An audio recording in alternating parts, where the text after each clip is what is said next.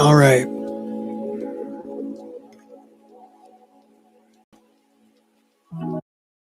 Let's do this thing.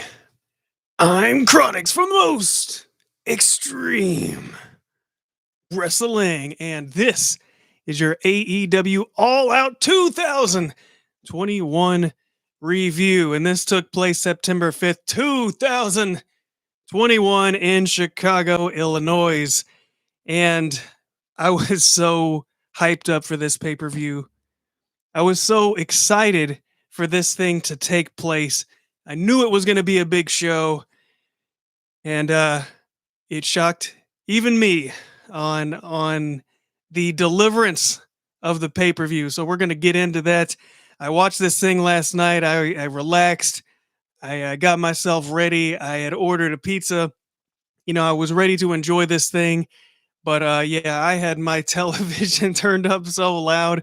My neighbors were probably like, "What is this man doing?" But if they were wrestling fans, they already knew. They already knew. They had to have heard the craziness that was ensuing on the other side here in the wrestling world. The wrestling world was abuzz last night. People were tripping out. People were like, "Oh my God, I can't believe what is happening." So the world was abuzz, and yeah, it was good stuff. So we're gonna get into this thing right now. With the first match here on this card was for the TNT Championship, and it was Miro defending his championship with that white strap and everything, going against Eddie Kingston. And Eddie Kingston is a pretty tough opponent, right? But the crowd straight out of the gate here in Chicago, they're just going nuts. They're going wild. They're chanting. I tweeted out even during this match, this is a 5-star crowd, because they were absolutely into this. It was like the night after WrestleMania type crowd. But yeah, the name of that, we always say, "Oh, the night after WrestleMania or WrestleMania weekend crowds." Yeah, we might have to rename that soon, because my goodness, for people going all out for All Out. Yeah, but here early, Eddie Kingston, he's ready. He's ready to go out all out as well. But Miro, he's rolling out of the ring. He early on in this match, kind of almost surprised at Eddie Kingston and his preparedness and how he was just ready to go into this thing. Eddie's throwing these open hand chops to the chest, these open hand slaps, and yeah, Eddie is able to drop Miro with a DDT. But it took too long because, look, the referee, he was distracted. Man, that turnbuckle had come off. It's probably going to be a collector's item at some point. And the referee was trying to take care of business, but he wasn't taking care of the business at hand, the actual business of the man being on the mat. And this gave a little bit too much time here. And yeah, the guys are about to go into this exposed turnbuckle, but the referee, he wants to fix this now. He wants to make sure that these guys are protected. He's taking extra steps. So he's getting in front of the turnbuckle, being like, "Whoa, whoa, whoa, we can't let this happen." Miro, he low blows, hits that mule kick low blow on Kingston, and Miro gets the win. So he had to cheat. He had to use some tactics to do it, but the Redeemer, man, he still got the championship. And I did notice Miro in this match looking so incredible, compared to what he was doing in WWE. It's another world. This man has definitely improved a lot and continues to improve here in AEW. And him as the champion, as he's evolving in this character, I'm a big fan of it. Like, what's the limit for Miro? He's still improving every week, and that's great for him. There's a lot of talent to compete with here in AEW, and especially after tonight. So yeah, I'm gonna keep a close eye here on Miro. And plus, when is Lana gonna show up? Social media, probably not the best place to get your spoilers from, right? But she was posting like herself getting out of a car and making it look like she was going to an event. So, I was like, hey, she could show up. But it didn't happen here tonight. So look forward to that in the future. AEW, they still got plenty of surprises up their sleeves.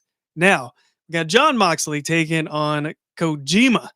And yeah, so here got, Moxley's coming out through the crowd. He's brave in the crowd, man. He just goes out there and does it. Uh, this was a solid match, but it I was watching this thinking, this is probably going to be one of like the more not as interesting matches because of the quality and the match quality that we have all throughout the card. Not to say that this was in any way not a good match or a bad match. It's just like there was so many other things going on, so many storylines, interesting storylines, and just balls out crazy matches that yeah, this one might be pushed down to not be remembered as fondly, right? So yeah, two paradigm shifts after all this battling that they got going on. Kojima, by the way, looking phenomenal.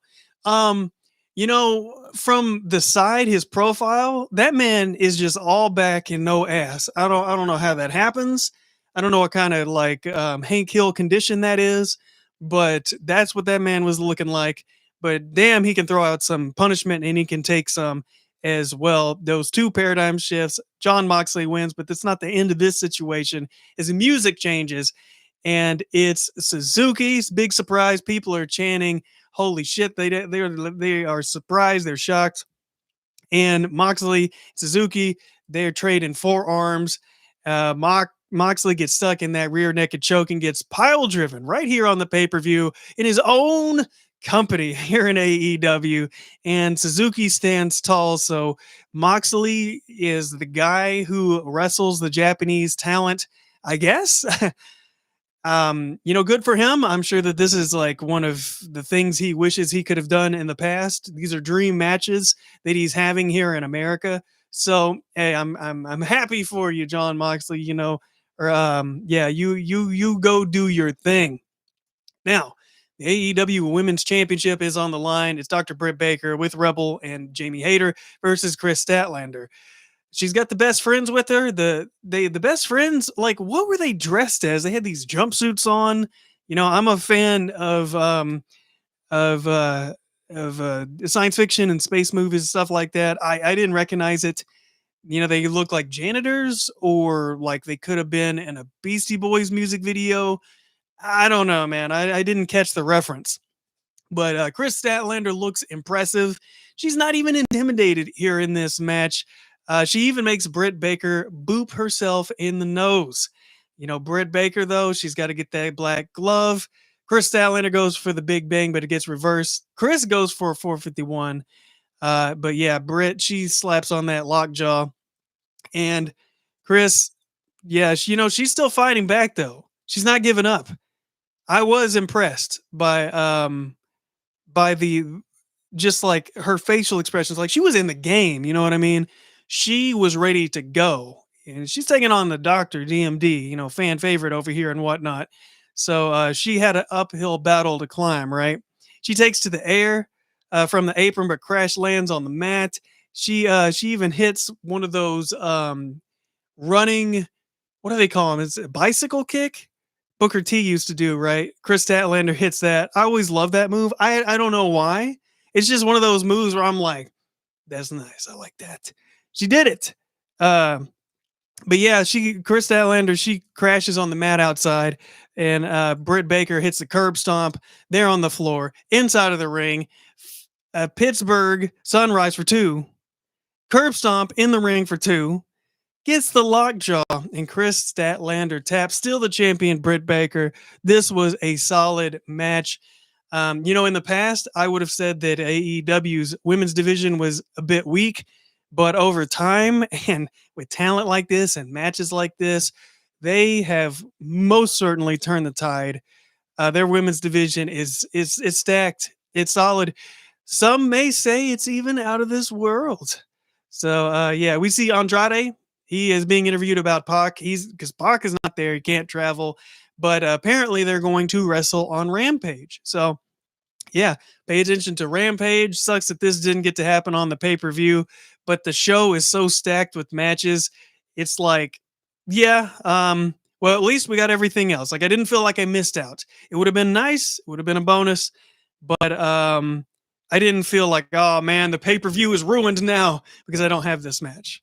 So, but we will be seeing it on Rampage, so that's awesome. So check this out. One of the matches that I really was excited about, like top two most excited about, was the tag team cage match. And they're going to do it right here, right now. The only way to win is pinfall and submission. They established on Dynamite that there's going to be no getting out of this cage. You guys are in this thing. There's not going to be any cheating, none of this. Um, no interference. Nobody's coming in or out. There's going to be no escape. This is going to happen in the ring. And you got two tag teams right here for the tag team titles. Young Bucks putting their tag team championships on the line against the Lucha Brothers. Lucha Brothers coming out with a live version of their song. They look like kings coming out. I was so excited. I was hyped up. I didn't know. I don't know who like the band is or whatever, but regardless, it was just awesome. I was like, I am so ready. They did the special entrance for this, so that was fantastic. Um, and yes, I pretty much only watch AEW now as well because shows like this definitely standing out. They're on fire at this point. So yes, taking on the Young Bucks now. The straight out of the gate, this thing was already awesome. Like it was already hitting my expectations pretty early, but it soon surpassed that. Um, yeah, as the Lucha Brothers start coming back, there's blatant low blows to the Lucha Bros, and I was just like, "Come on, not like this." I had predicted on my Dynamite episode that the Lucha Bros would win this match, but when this happened, I was like, "There's no way." Like the Lucha, but they're gonna steal it from the Lucha Bros, right? And the Young Bucks trying to rip off the mask of the Lucha Brothers. That's just so cheap. Why do they do this? I was like, their mask got so messed up that I legitimately was afraid that their mask was going to fall off during this match or disintegrate because it was ripped up and this. I was like, what are they going to do? Even Penta Zero, his face was so covered in blood. I was like, well, I guess if he loses his mask, you still won't be able to see his face because he's bleeding so much. I don't know. I don't know what caused him to bleed so much. I saw blood in his eyeball. So I hope that the man is okay. Obviously, he was able to see well enough to continue on the match. And that's good. But Brandon Cutler is on the outside. They didn't ban him. He was there, and he pulls out this bag. And I'm like, what is in the gym bag? He tosses it into the ring. He does it on the first try. I mean, that man, he went back, and he was like, and he threw this thing, and he perfectly over this cage. This is not a 15-foot cage, right? This is a tall cage. This thing was like hell in the cell height, 20 feet. This was a big cage. I don't know why AEW has such large cages, but they absolutely do. So yeah, what is in the bag? Well, unfortunately, what is in the bag is of much devastation. We should have seen this coming. The Young Bucks are pulling off their shoe, and it is a thumbtack shoe. Like the sole of the shoe has thumbtack sticking out of it. And I'm like, oh no, please no. Ray Phoenix is lined up. He's about to take it to the face, but Zero, he's older. He takes the bullet for him. Zero he's bleeding everywhere. And I was like, my goodness. Like at this point, I'm once again saying it's over. There's no way that the Lucha Bros can survive this thing. But somehow, still surviving in this match. Super kicks, they're dropped on their head and they are still kicking out of this thing. The Bucks, justifiably so, are absolutely shocked at what they're seeing. They cannot believe this. There's so much action, there's so many moments. I literally couldn't write them all down. This is just one of those matches that you just have to see because this is top quality stuff, right? And yeah, so the Lucha Bros, they're wanting to go to the top. And I saw the CM Punk interview where he was talking to Renee, right? And he was saying that he had told the Lucha Bros like to be safe. And I was like, yeah, because he already knew without probably knowing anything about what they were going to do in the match. It's a cage, it's the Lucha Bros and Young Bucks. You know they're about to do something crazy. So they're teasing going to the top, and they finally get up there, Penta, and you're like, I mean, dude, nuts. This match was, it was blowing my mind. Like every time they would go into a new series of spots, I was just like, I didn't even know what to think. Like it had surpassed what I expected. And I expected a lot. I expected this to be a blowaway match, just awesome. And they so delivered.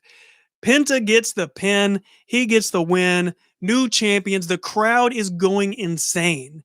I mean, they are losing their mind. And it's crazy because WWE would never hire these guys and be like, oh, they're not going to come out here and cut promos and do this. I mean, what good are they for? You know that they would never hire these guys, or if they did, they'd be like in a 24/7 like match in a park, right? But here they are in AEW, shining is the way they should, winning the tag team championships. People love them. They like, I was like, man, I want to buy their action figures now. Like these dudes are just cool, right? They win. They're the champions. You can see the emotion on their face. They go to like Penta's like hugging his kids and he's getting blood on them and they don't even care. They're crying. He's crying. They're so emotional. This is a huge moment for them. And knowing that they just had one of the biggest standout matches in years. I mean, years. And they're now the tag team champions. So I'm very excited for them. That is awesome. Now, do I remember correctly? Didn't the Young Bucks say a long time ago, like if they ever lost, they wouldn't be a tag team anymore? Like that can't be the way I remember it, right? Because I can't imagine them breaking up at this moment. But yeah, there's a big question mark on that. Like, how is Kenny Omega gonna react to the Young Bucks losing? I mean, Kenny Omega, it's like I kind of feel like he might feel like, you don't belong anymore if you don't have the championships or if you can't win them back. So I anticipate there possibly being some friction in between the group, between the Young Bucks and them. So next up, we got the Casino Battle Royal. This is the big women's battle royal. So many people were wearing white in this. I thought to myself, there has to be a reason. And then I was like, oh, Labor Day, which is Monday, which is today when I'm recording this. You're not supposed to wear white after Labor Day. So that's so weird, but that has to be the reason, right? So, yeah, let me pull up that Wikipedia because I was like, I might as well not write all these names down. All right. So we had Sheeta, Sky Blue, Emmy the Bunny, Abaddon, Anna Jay, Kira Hogan, Kylan King, Diamante, Nyla Rose, Thunder Rosa, Penelope Ford, Riho, Jamie Hayter, Big Swole, Tay Conti, Red Velvet, Layla Hirsch, Jade Cargill, Rebel, and a debuting Ruby Shoho. Now that was very expected. People were kind of feeling like that was a lock, but I wasn't sure, and it happened. And I couldn't have been more excited about that. We get down to, look, I thought, I didn't actually make a prediction on this one on Twitter because I forgot, but I thought, I'll be honest, I thought Jade was going to win. But when the match was happening and I was watching Jade in the ring, I was like, she needs time. She needs some more time. Nothing against her. She's going to get there, She's got the look. She's got some personality. But not now. If she would have won this match, honestly, I think people would have booed. There was one spot in this match where Jade, gosh, I can't even remember what she was doing, but people were booing her for a brief moment. And I thought, God, if she wins this match, the AEW fans, with the amount of talent and the fan favorites, like people like Jade Cargill, but people also recognize that she's having short matches, protected matches. A lot of her promos are pre-recorded. Like, come on, dude. She can't be in the title picture now. You got to wait for that. So yeah, we get down to let's get down to where it counts, right? The final three, you got Ruby, Shoho, Nyla Rose, and Thunder Rosa. And I'm a huge Thunder Rosa fan. I was cheering for her all the way, but I was like, well, if Ruby debuts with the crowd reaction that she got, people were going nuts. She was like, yeah, I made the correct decision. I made the right choice. I came to AEW and it was the right thing to do. And yeah, I'm proud of her. That's awesome. Nyla Rose, I was like, whew, I don't want her to win. Not the time and place, right? But Thunder Rosa eliminates Nyla Rose, and then it's down to Thunder Rosa and Ruby Shoho. And I was so excited. I was not expecting this. I thought this was just going to be elimination, and just win. But they had a little bit of a bout right here. And telling Thunder Rosa to just hit her as hard as she could. And Thunder Rosa just rearing back and just whack, just knocking this woman in the face. I'm talking about just as slap heard around the world, right? They're trading shots. They are fighting back and forth. I mean, one of those slaps, Thunder Rosa, like she reared back and she was like yelling in Spanish and then slapped her. I was like, ooh, that's some extra stuff right there. Like she pulled that down deep. They're fighting on the apron. I was like, you're going to slip. You're going to fall. There was even a spot where Ruby Shoho, like she was going over the top rope. I was like, oh my God. And Thunder Rosa's like hanging on to her. I was like, they're going to mess up the finish. But, Ruby was able to grab onto the rope and they're fighting on the apron. And I was like, at any moment, anybody could slip.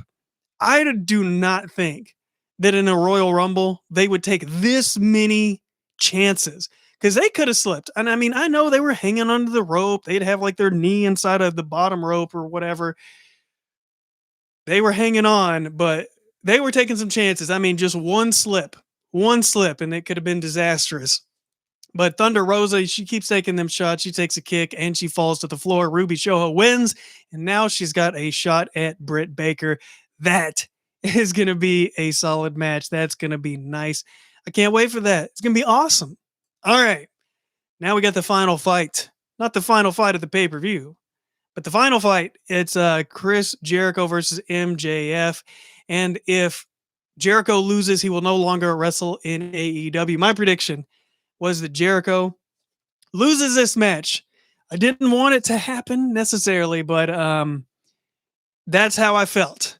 All right, so MJF does a fake Jericho entrance with the countdown, and then it like does the 3D rotation saying Jericho's last match. Just next level trolling from MJF. When I saw that countdown, I was like, I know for a fact. I know that this is not Jericho because Jericho would not end his career like that. Like knowing him, he recognizes that that was a period of time. And I just don't see him as a super duper nostalgic guy, especially to go back to the Y2J stuff. Not saying that he didn't like it or isn't proud of it, but I just don't see him as being like, that was the best time in my career and I'm going to always go back to that. You know what I mean? He evolves and he changes. Jericho, on the other hand, comes out with his Fozzy guitar guy just basically doing a solo of his song, and the crowd is trying to sing along. And this is the thing about when you get like 10,000 mostly white folks together and there's no drum beat and you expect them to sing along on the same tempo, it's just not going to happen. So kind of seemed like people were kind of falling off the beat, but whatever.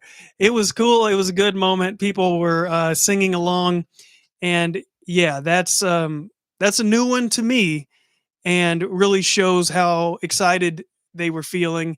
the crowd was feeling Jericho. Jericho was feeling out the crowd. He was listening in. He was posing for him. And he was really soaking in the moment. There was a spot where Jericho slid into the ring skirt accidentally, but MJF didn't miss one solitary moment. He just ran in there and just started attacking Jericho, punching him. And that shows me time and time again that Jericho or that MJF, like, he's on another level. Like, even when there's a mistake, even when there's a just blatant screw up, he makes it work, makes it seamless. Where most people wouldn't even know that that was a mess up or a screw up, right? He is just on his game. And yeah, of course, Jericho would want to work with somebody like this.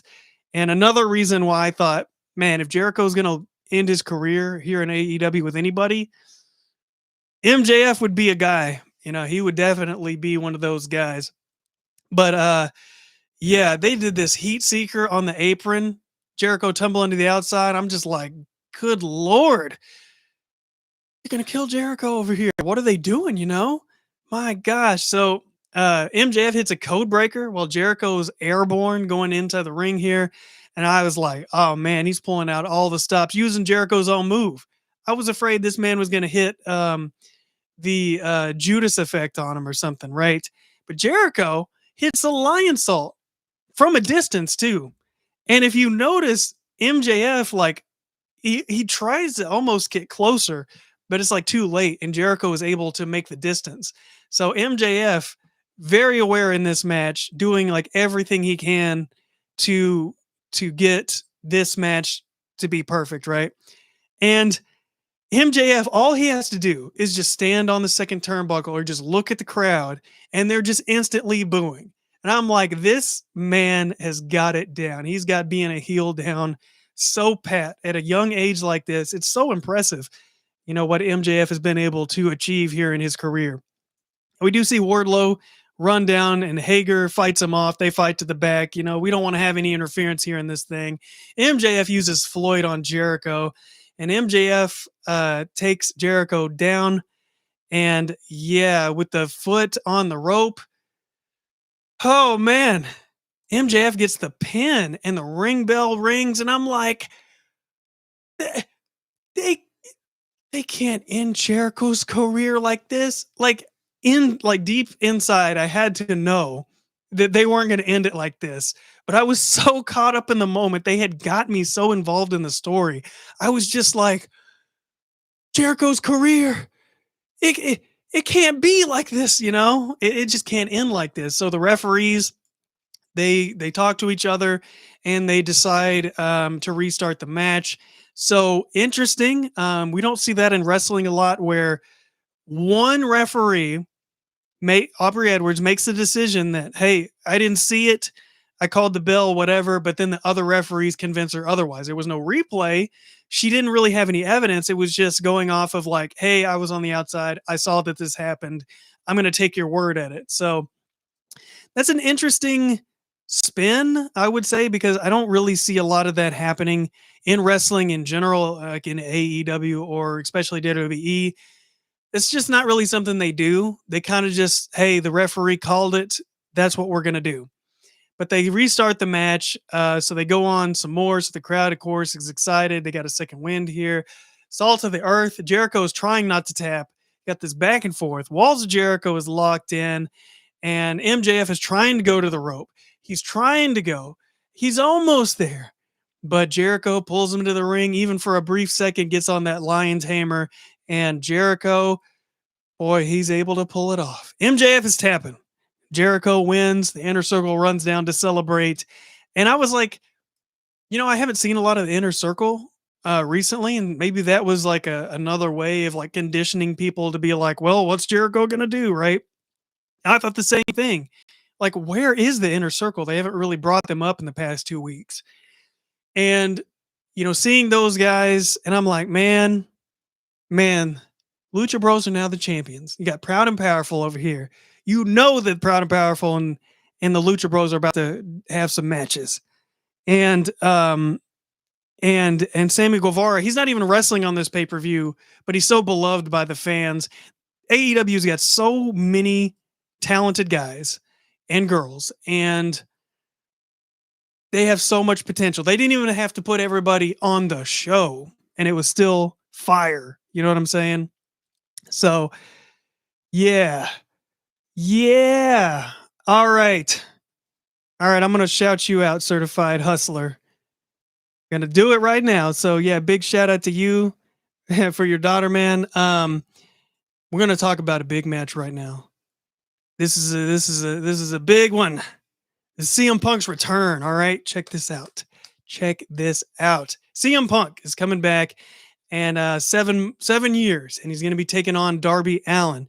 CM Punk has been saying that if he was 15 years old, he would be a big fan of Darby Allen, and he wanted to have this match. He wanted to have his big return. So this is a big deal. CM Punk's big return. CM Punk is returning in long tights. I can't wait for like haters to be like, "Ugh, he's in long tights. What did he skip leg day? Oh," and then everybody else in the wrestling community is going to be like ignoring those people because seriously, dude, you come back, you got a new look. I'm assuming that was just for Chicago because those were some pretty basic tights, for modern day wrestling. I don't even think he had knee pads on, right? But regardless, um, that was just a different look, but he looked great. He was in good shape. He was he was looking nice. He was looking like 7 years had passed, but he was ready to go. And I could see it. I could feel it. Like he was a little nervous. There was some times where he was like, "Whoo, I'm doing this." You know what I mean? And Darby Allen, he was ready to go. So, uh, Darby Allen, they had a video before the match. The black and white videos that he does had like a body bag, CM Punk's name written on it. It was hung from a helicopter, and Darby, he drops from the helicopter, um, presumably onto crash pads, or maybe onto that body bag. Who knows? But Sting, he comes down on the entrance, and it was funny because it looked like Sting was dropping his son off for the first day of school because he was just like, "Yep, you got it." He fist bumps him and he just walks off. Darby gets on a skateboard and then skates to the ring. I was like, it's his first day of school. And he's a proud papa, right? So, yeah. At the very beginning of this thing, Punk sits on the mat, cross-legged, and the people they're chanting "Holy shit" right out the gate. And I'm like, boy, these people are ready. They're popping for a man sitting down. That's crazy. So Darby, he gets his hammer lock in, and simple, easy stuff. I'm talking about no bumping required. Crowd's going crazy. CM Punk is like trying to get out of it. He's trying to get his head over here. He's trying to squirm his way over here. It's been 7 years. CM Punk still knows the game, right? He used to be a champion, all this. But Darby, he has studied the tapes, you know what I mean? He's been ready for this. He's been practicing all this. So I like that idea that, Darby, he's young, but he's studied. And I like the way that they were doing that. Punk was doing everything he could. Maybe Punk will have to learn a couple new tricks. But once he grabs Darby Allen into that GTS position, Darby's just like, heck no. Gets out of the ring and regroups because he don't want none of that. He knows that it's going to be over for him. Darby's got his moves, he's got his offense, he's got his defense, but he knows that GTS, it's over. A GTS from CM Punk over here. Look, it's going to be too much. Now Punk, he's signaling for that GTS. Darby is playing possum. However, he's letting CM Punk get his guard down a little bit. Darby's flipping to the outside. Darby goes for a coffin drop, but Punk sets up. He sets up like the Undertaker, right? And Darby just eats that mat. And I was like, that was cool. So simplistic, but so solid. Um, And this match, they didn't have to do a lot, but they knew just how to work it. So I dug that. CM Punk was looking good. And the back and forth over here, GTS, Punk gets the win, and then Sting comes down for a handshake to Punk, and handshake happens, big moment. Sting tries to help up Darby, but Darby, he wants to get up on his own. So I like that. He doesn't want any help from anybody. He wants to do it on his own, but he is hurt. He's limping. He's having a hard time getting up. He just went through a war. They told that story very well. And Punk extends his hands, and Darby, he shakes the hand. So, yeah, very is a class act.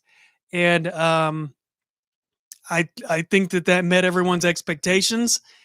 I haven't heard anybody be disappointed in anything that's happened in this show that I'm aware of. People, even at this point, were just like, this show right here. There was people I was seeing on my social media and stuff being like, I'm not going to pay $50 for this pay-per-view. And then like within 20 minutes of the show, they're like, yeah, I went ahead and bought the pay-per-view. And then by the end of it, they were like, it was worth way more. And I'm like, really? Come on now. Uh, it was a great show. But right now we got Paul White and QT Marshall. I mean, you might as well go to the bathroom during this thing, right? Paul White did his Paul White stuff. You know, he rips the shirt open, slaps people on the chest. He hits the choke slam. It was nice.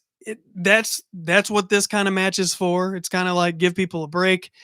They're like, oh yeah, Paul White, that's cool. That's awesome. So, hey, good for him.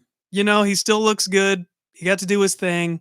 He got to hit the choke slam. So, you know, what are you going to say? I'm about to lose my voice. All right.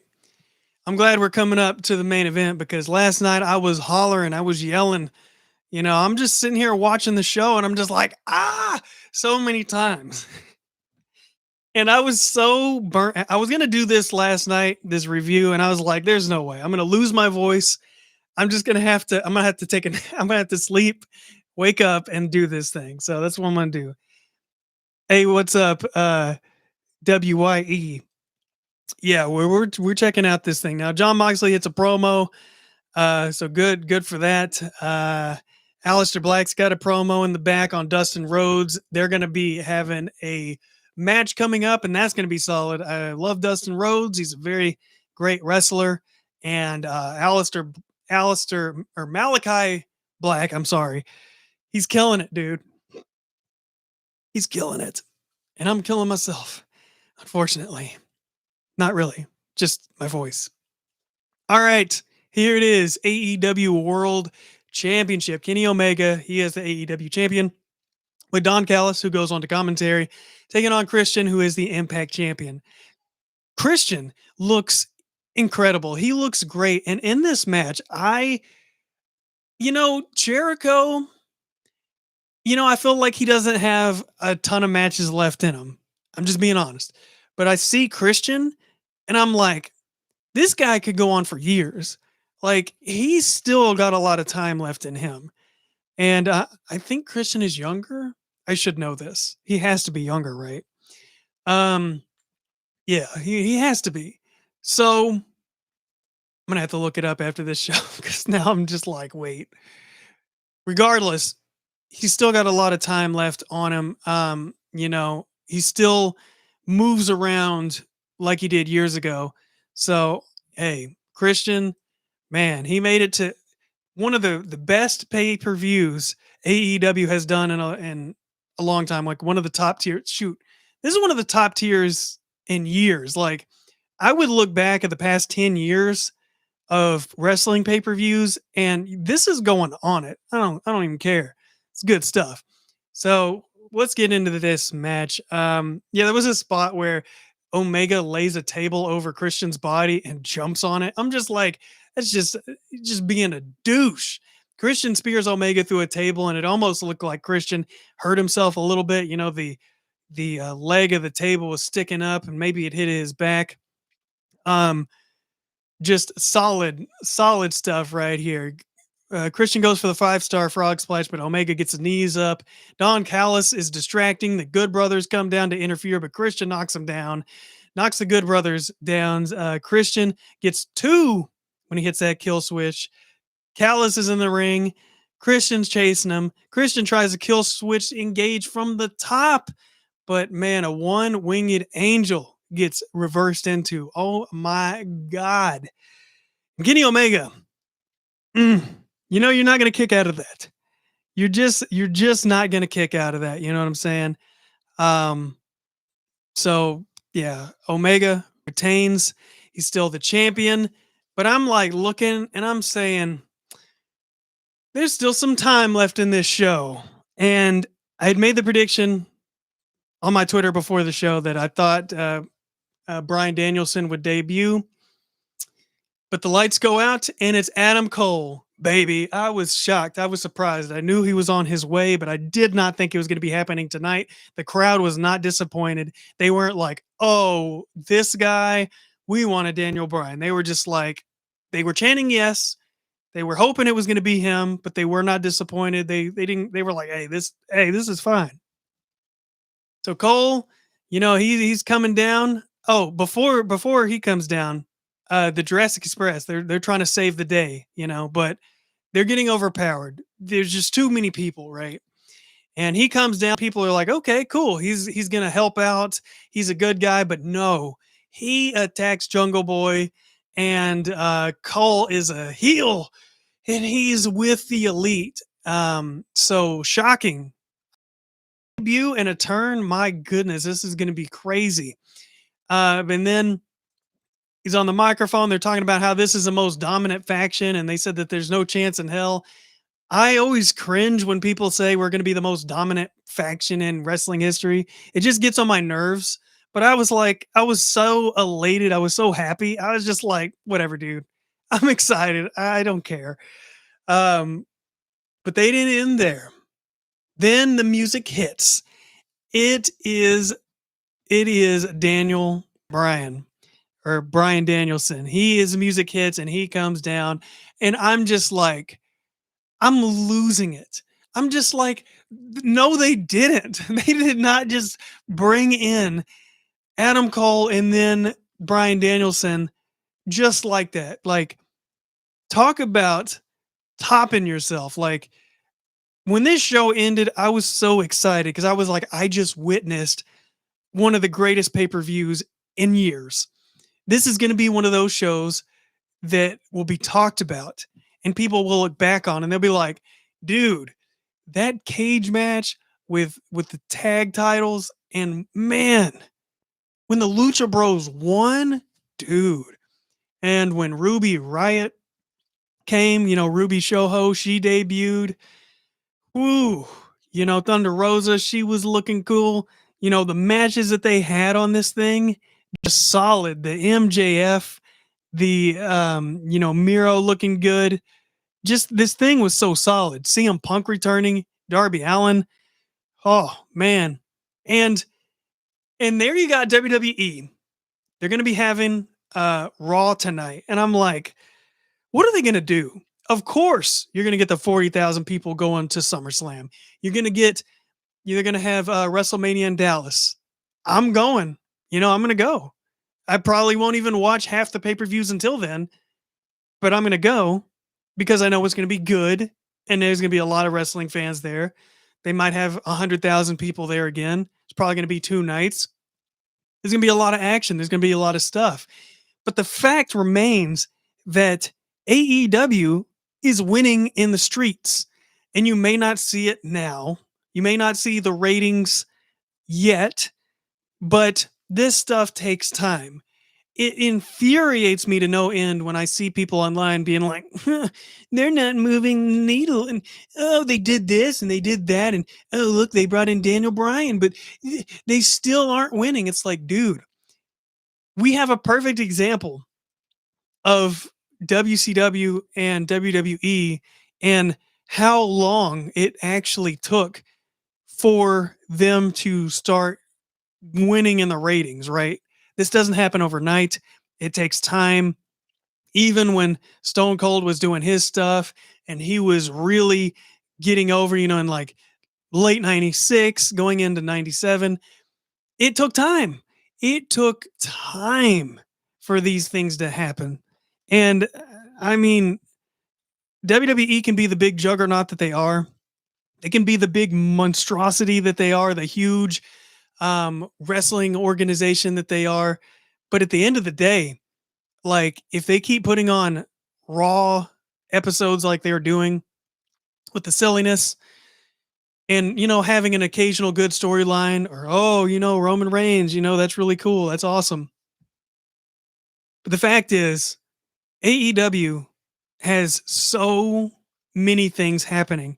They have so many people, so many good people. They got homegrown talent. They got people that they're building, people, tag teams, and now they got legends like Jake the Snake, right? But then they got like another tier of people like the Christians and the CM Punks and people like Jericho. People like CM Punk and people like Daniel Bryan and people like this who have been in the game for a long time and know how it works and know how to do it. They've been at the top. These people are not going to let the show suck. They're not going to be involved in crappy storylines. They're just not going to allow it to happen. WWE was a different thing. It was a giant bully machine. When CM Punk was getting over and people wanted to see him, WWE were just like, we'll book you and with Kevin Nash and Triple H, and you're going to look like crap and you're going to get buried. That's what happened. And with Daniel Bryan, going to WrestleMania 30, they weren't even planning on having that match. They weren't going to have him win the Rumble.